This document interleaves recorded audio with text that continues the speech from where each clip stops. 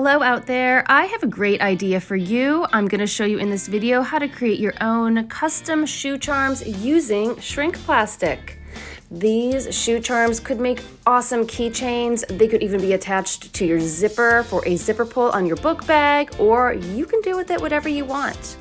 All you need for this is a piece of shrink plastic. This stuff comes in different brands. It can be purchased at craft stores or off Amazon. One side is rough to draw on and the other side is shiny.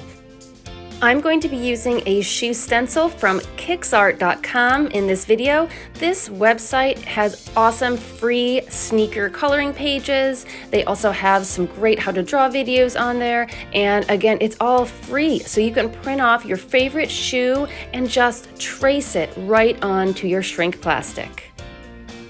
So I'm going to place my shrink plastic on top of the shoe, and I want the rough side up. You'll notice that the shrink plastic looks semi-translucent, and when you place it on top of the shoe, you can see it very clearly through it. You'll need a permanent marker to trace the shoe drawing. You'll want to use a thin one because some of the lines are very small. If you have trouble getting your shrink plastic to stay in place, just use a little bit of masking tape to tape it down to your stencil. And since you don't want to waste any of your shrink plastic, place the corner of it in the corner of the shoe so that any extra shrink plastic can be used for other charms in the future. Now, of course, you could trace exactly what you see on the stencil with your Sharpie, or if you choose to, you could embellish and add your own custom details to the shoe. You can do this first with pencil if you want, or you can just dive in with Sharpie. Let me show you an example here from one of my art students. As you can see here, the student started with a stencil of an UGG boot, but then made it more like a Nike. So what is this now? Is it a nug? Anyway, so when you're finished tracing your stencil, you can then take off the tape, remove your stencil, and then get into the real fun part, which is where you add color. And while you could just make your shoe look like a regular shoe already on the market, you can also customize your shoe and add really amazing colors, gradients, effects to make this very unique to you. As you can see here, I'm using Prismacolor pencils to color. I like using colored pencils on the shrink plastic because you can really layer the color and build it up just like you would on paper. Any brand of colored permanent markers would also work well on the plastic, but I recommend not using something that is washable. Now keep in mind, the plastic will be shrunk, and I'm going to show you how that part works in just a moment. You shrink the plastic in an oven, and when the plastic is shrunk, the colored product, whatever material you use, will still be attached to one side of the plastic. So if it is something that is a washable material, that would be able to come right off even after it's baked.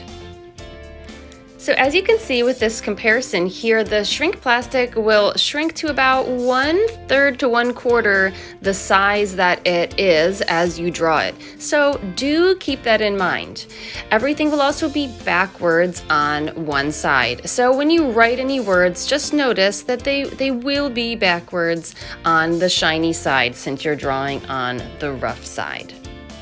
It is not possible to color on the shiny side of the plastic, but you can use permanent marker. In fact, I think going over your lines with permanent marker on both sides can be really helpful for a bold outline.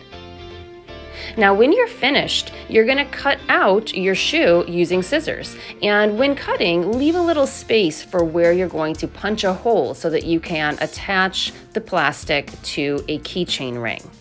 Think about where you want that keychain ring to hang as well. I used a regular hole puncher to punch my hole in the top of the shoe. When ready to shrink, place your shoes rough side up or shiny side down on a cookie sheet covered in aluminum foil.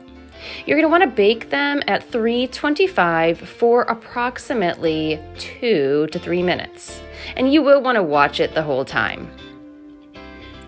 Expect to see nothing for the first 1 to 1.5 minutes. But then all of a sudden you will see your shrink plastic kind of curl up at the sides. It might even roll around a bit like it's alive, and then it will start to shrink. And then once it is shrunk, let it sit in the oven for approximately 30 additional seconds. And the reason why you want to watch the whole process through the oven window is because you don't want to over or under bake the shrink plastic. Now, once finished, it's very easy to put together a keychain. You'll want to purchase a keychain ring. I like using one that already has a chain attached, and then a regular standard jump ring for jewelry making. You'll take that jump ring and connect it using some pliers to both the shrink plastic charm and the chain on the keychain ring. And then using an additional pair of pliers, you will close your jump ring. I close the jump ring by pulling one pair of pliers towards me and the other pair of pliers away from me to draw both sides of the ring together. And that's it! It really is that simple to create your own custom shoe charm that you can connect to a keychain and use in any way you desire. I hope you enjoyed this video, and now get out there and make your own custom shoes. Thanks for watching. Bye-bye.